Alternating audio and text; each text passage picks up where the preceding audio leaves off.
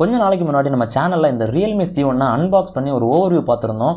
இந்த வீடியோவில் இந்த Realme C1 full detail review தான் பார்க்க போகிறோம். ஸோ இந்த வீடியோ ஃபுல்லாக பார்த்து முடிச்சுட்டு இந்த வீடியோ உங்களுக்கு பிடிச்சிருந்தனா ஒரு லைக் பண்ணுங்கள். நம்ம சேனலை இன்னும் சப்ஸ்கிரைப் பண்ணால் பார்த்துட்டு இருந்தீங்கன்னா சப்ஸ்கிரைப் பண்ணி பக்கத்தில் இருக்க பெல் ஐக்கானே ப்ரெஸ் பண்ணிக்கோங்க. நீங்கள் பார்த்துட்டு இருக்கிறது டெக்மேக்ஸ் தமிழ். என் பேர் மேக்ஸ்வெல்.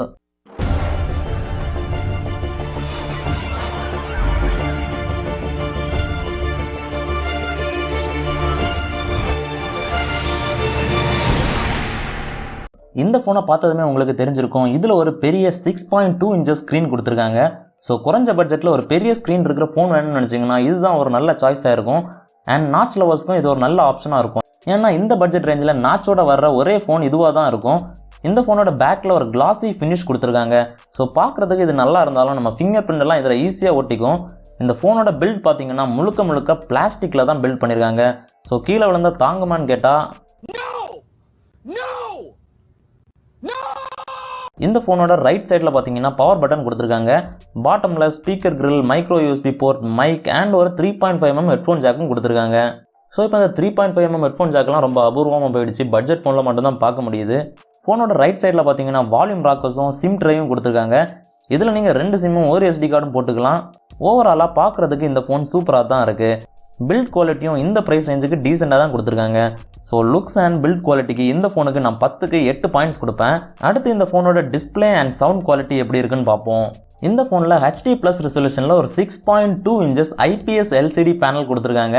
உண்மையை சொல்லணும்னா இந்த HD+ ரெசல்யூஷன் இருக்கிற இந்த ஃபோனையும் ஃபுல் HD ரெசல்யூஷன் இருக்கிற என் Redmi Note 4ஐயும் சைட் பை சைட் வச்சு பார்த்தா கூட எனக்கு பெரிய வித்தியாசம் தெரியல. உண்மையிலே ஒரு நல்ல டிஸ்பிளே தான் கொடுத்துருக்காங்க.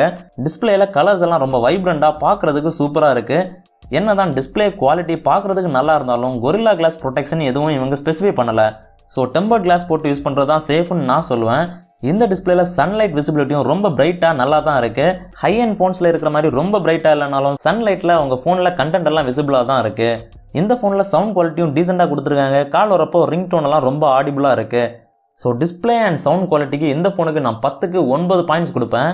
இப்போ இந்த ஃபோனோட ஒரு முக்கியமான ஆஸ்பெக்டை பார்க்க போகிறோம், பெர்ஃபார்மன்ஸ் அண்ட் கேமிங். இந்த ஃபோனில் பார்த்தீங்கன்னா குவால்காமோட Snapdragon 450 சிப்செட் கொடுத்துருக்காங்க. நார்மல் டே டு டே டாஸ்க்கெல்லாம் இது ரொம்ப ஈஸியாக கேரி பண்ணிடும். என்கிட்ட இருக்கிறது 2GB RAM வேரியன்ட் தான். ரொம்ப மாடரேட் யூசேஜுக்கு இந்த 2GB RAM போதும் தான் நான் சொல்லுவேன். ஆனால் நீங்கள் நிறைய மல்டி டாஸ்கிங் கேமிங் எல்லாம் பண்ணுறதா இருந்தால் 3GB RAM வேரியன்ட் கூட இப்போ அவைலபிளாக தான் இருக்குது. அதை கூட நீங்கள் வாங்கிக்கலாம். கேமிங் பொறுத்த வரைக்கும் Snapdragon 450 கூட வர இந்த Adreno 506 GPU உண்மையிலே ஒரு கேப்பபிளான GPU தான். Low end medium end games எல்லாம் ரொம்ப ஸ்மூத்தாக இது எடுத்துக்கும்.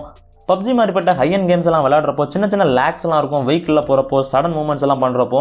ஆனால் நான் மறுபடியும் சொல்கிறேன், என்கிட்ட இருக்கிறது 2GB RAM வேரியன்ட் தான். 3GB RAM வேரியன்ட்டில் இது இன்னும் கொஞ்சம் இம்ப்ரூவ் ஆகிருக்கலாம். ஆனால் Snapdragon 450 ஆனதுனால இது ஒரு பட்ஜெட் சிப்செட் தான். ஸோ அதில் ரொம்ப அதிகமாகலாம் எதிர்பார்க்க முடியாது. ஆனால் கண்டிப்பாக 3GB RAM வேரியன்ட் யூஸ் பண்ணுறப்போ லேக்ஸ் எல்லாம் கொஞ்சம் கம்மியாக தான் இருக்கும்.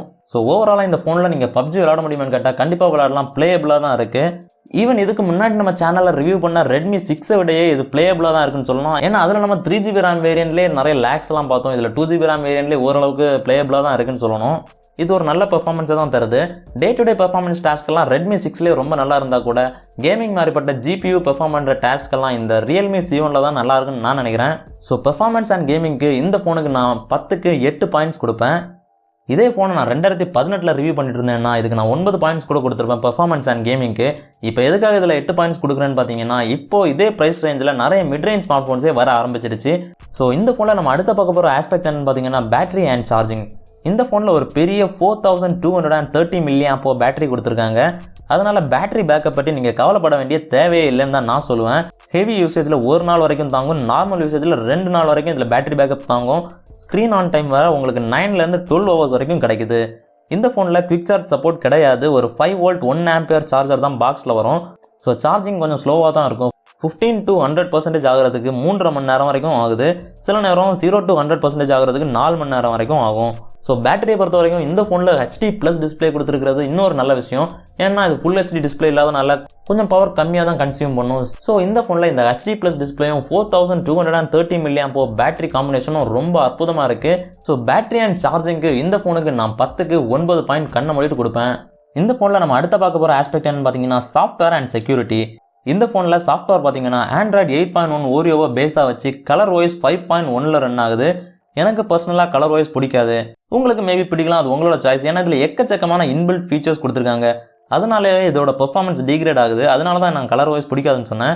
ஸோ இந்த ஃபோனை நான் யூஸ் பண்ண வரைக்கும் சாஃப்ட்வேர் வைஸ் எனக்கு பிடிச்ச ஒரே விஷயம் என்னன்னு பார்த்தீங்கன்னா, இந்த ஃபோனில் செக்யூரிட்டி பேட்ச் அப்டேட்ஸ் எல்லாம் எல்லா மாதமும் கொடுத்துட்டே இருக்காங்க. அது உண்மையிலே ஒரு நல்ல விஷயமா இருக்குது. அண்ட் இந்த ஃபோனோட செக்யூரிட்டி பற்றி பேசுகிறப்போ இதில் பயோமெட்ரிக்ஸை பொறுத்த வரைக்கும் ஒரே ஒரு பயோமெட்ரிக்ஸ் தான் இருக்குது. ஃபேஸ் அன்லாக் மட்டும்தான் இருக்குது. அதுவும் கேமரா யூஸ் பண்ணி தான் ஃபேஸ் அன்லாக் பண்ணுது. ஸோ ஃபிங்கர் பிரிண்ட் ஸ்கேனர் இவங்க கொடுக்கல. ஆனால் ஃபேஸ் அன்லாக் ரொம்ப ஸ்பீடாக தான் இருக்குது. சில நேரம் கொஞ்சம் ஸ்லோவாக இருந்தாலும் மேக்ஸிமம் டைம் ரொம்ப கன்சிஸ்டண்ட்டாக ஸ்பீடாக தான் இருக்குது. ஸோ ஃபிங்கர் பிரிண்ட் ஸ்கேனர் கொடுக்கறது ஒரு பெரிய டிஸ்அட்வான்டேஜாக தான் நான் பார்க்குறேன். ஸோ ஃபிங்கர் பிரிண்ட் ஸ்கேனர் இல்லாமல் பார்க்குறதுக்கு ஃபோன் ரொம்ப நல்லா இருந்தாலும் பயோமெட்ரிக்ஸில் ஃபிங்கர் பிரிண்ட் ஸ்கேனர் கூட இருந்திருந்தால் இன்னும் நல்லா இருந்திருக்கும். ஸோ சாஃப்ட்வேர் அண்ட் செக்யூரிட்டிக்கு இந்த ஃபோனுக்கு நான் 10க்கு 7 பாயிண்ட்ஸ் கொடுப்பேன். இந்த ஃபோனோட ரிவ்யூவில் நம்ம பார்க்க போகிற கடைசி ஆஸ்பெக்ட் என்னன்னு பார்த்தீங்கன்னா கேமரா. இந்த ஃபோனில் ஒரு 13+2 மெகாபிக்சல் ரியர் கேமரா கொடுத்துருக்காங்க. இதில் 13 மெகாபிக்சல் தான் பிரைமரி கேமரா. 2 மெகாபிக்சல் பார்த்தீங்கன்னா டெப்த் சென்சார்னு சொல்கிறாங்க. ஸோ அது ஒரு டம்மி கேமரா தான் நான் பார்க்குறேன். ஏன்னா டெப்த் சென்சிங் எல்லாமே சாஃப்ட்வேர் வச்சு தான் பண்ணுறாங்க. ஸோ நார்மலான நல்ல லைட்டிங் கண்டிஷன்ஸில் மேக்ரோ ஷாட்ஸ் நார்மல் ஃபோட்டோஸ் எல்லாம் நல்லாவே வந்துச்சு. இந்த சாம்பிள்ஸ் எல்லாம் பார்த்தா அது உங்களுக்கே தெரியும்.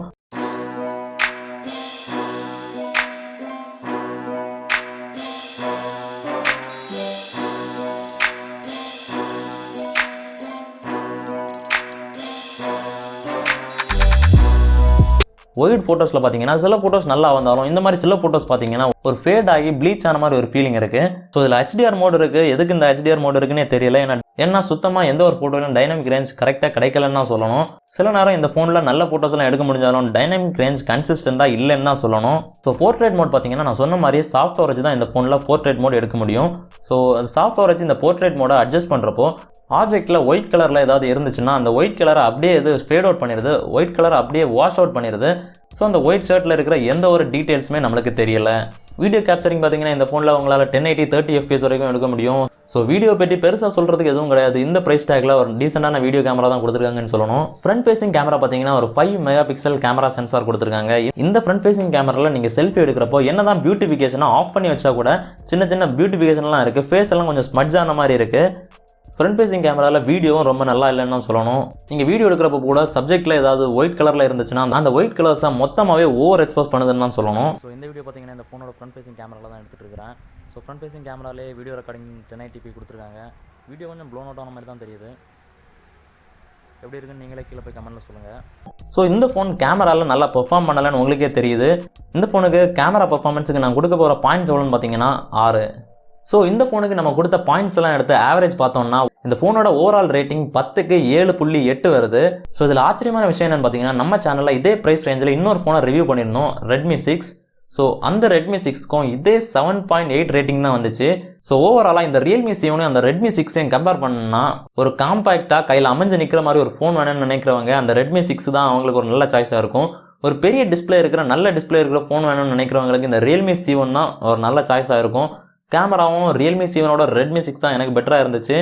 ஸோ அவ்வளோதான் இந்த Realme C1ஓட ரிவ்யூ. இந்த Realme C1 பற்றி நீங்கள் என்ன நினைக்கிறீங்கன்னு கீழே போய் கமெண்ட்டில் சொல்லுங்கள். ஸோ இந்த வீடியோ உங்களுக்கு பிடிச்சிருக்குன்னு நினைக்கிறேன். பிடிச்சிருந்தா ஒரு லைக் பண்ணுங்கள். பிடிக்கலன்னா ஏன் பிடிக்கலன்னு கமெண்ட் பண்ணுங்கள்.